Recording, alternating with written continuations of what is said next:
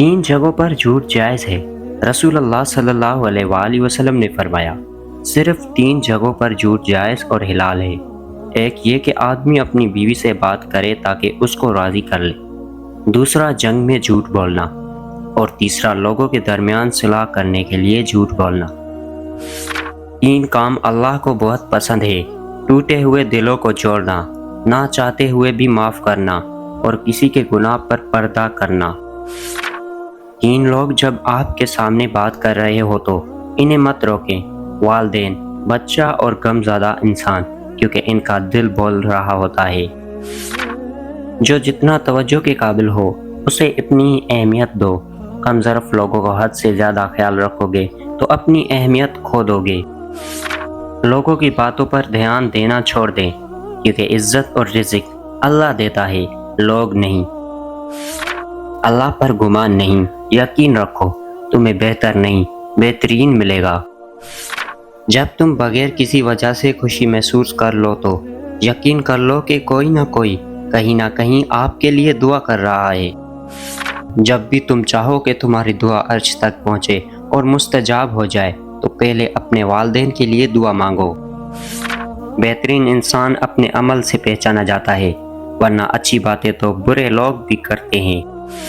تمہاری نیت کی آزمائش اس وقت ہے جب تم کسی ایسے انسان کی مدد کرتے ہو جس سے تمہیں کسی چیز کا فائدہ نہ ہو۔ اگر لوگ تم سے متاثر ہو رہے ہیں تو تکبر نہ کرو، شکر ادا کرو اپنے رب کا جس نے تمہارے عیب چھپا کر تمہیں لوگوں میں معزز بنا رکھا ہے۔ کوئی انسان دکھ اٹھائے بغیر سکھ کی قدر کیسے کر سکتا ہے؟ مشکل وقت میں ہمیشہ دعا مانگا کرو، کیونکہ جہاں انسان کا حوصلہ ختم ہوتا ہے وہاں سے اللہ پاک کی رحمت شروع ہوتی ہے۔ جب آپ رب سے محبت کرتے ہیں تو وہ آپ کی دلوں میں انہی لوگوں کو بسنے دیتا ہے جو آپ کے محبت کے اہل ہوں۔ مدد کرنا ایک بہت مہنگا تحفہ ہے، اس لیے سب سے اس کی توقع نہیں کرنی چاہیے، کیونکہ بہت ہی کم لوگ دل کے امیر ہوتے ہیں۔ جسے تقدیر پر یقین ہوتا ہے وہ اپنے اوپر نازل ہونے والی مصیبتوں سے نہیں گھبراتا۔ کبھی کبھی اپنی جسمانی طاقت اور اپنی دولت پر بھروسہ مت کرنا، کیونکہ بیماری اور غربت آنے میں دیر نہیں لگتی۔ حضرت علی علیہ السلام نے فرمایا، یہ زندگی 2 دن کی ہے، ایک دن تمہارے حق میں اور دوسرے دن تمہارے مخالف۔ جس دن تمہارے حق میں ہو اس دن غرور مت کرنا، اور جس دن تمہارے مخالف ہو اس دن صبر کرنا۔ ہمیشہ اپنی چھوٹی چھوٹی غلطیوں سے بچنے کی کوشش کرو، کیونکہ انسان پہاڑوں سے نہیں پتھروں سے ٹھوکر کھاتا ہے۔ زیادہ سوچنا انسان کو ختم کر دیتا ہے، بس دعا کرو اور اللہ پر چھوڑ دو۔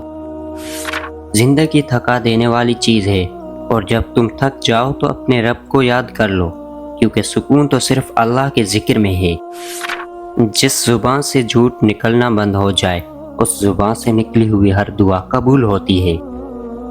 اپنی سوچوں کو پانی کے قطروں سے بھی زیادہ شفاف رکھو، کیونکہ جس طرح قطروں سے دریا بنتا ہے اس طرح سوچوں سے ایمان بنتا ہے۔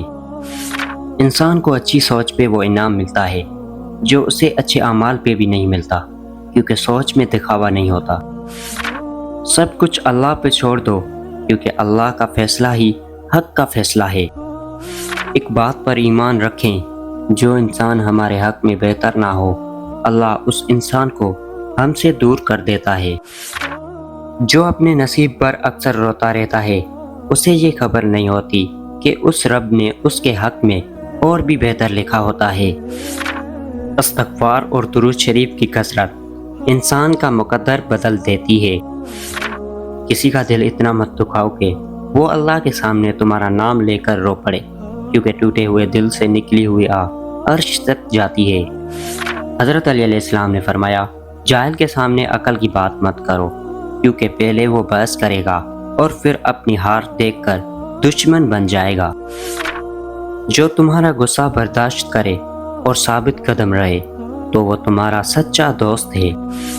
اگر اللہ نے تمہاری دل میں کچھ ڈالا ہے اور تمہیں دعا مانگنے کی توفیق دی ہے تو یقین رکھو نصیب میں بھی وہی ڈالے گا انشاءاللہ۔ محبت کا اصلی حقدار تو تمہارا رب ہے، تم بس اپنے رب کے آگے جھک جاؤ، وہ کسی کے آگے جھکنے نہیں دے گا۔ صبر کی دو صورتیں ہیں، جو ناپسند ہو اسے برداشت کرنا اور جو پسند ہو اس کا انتظار کرنا۔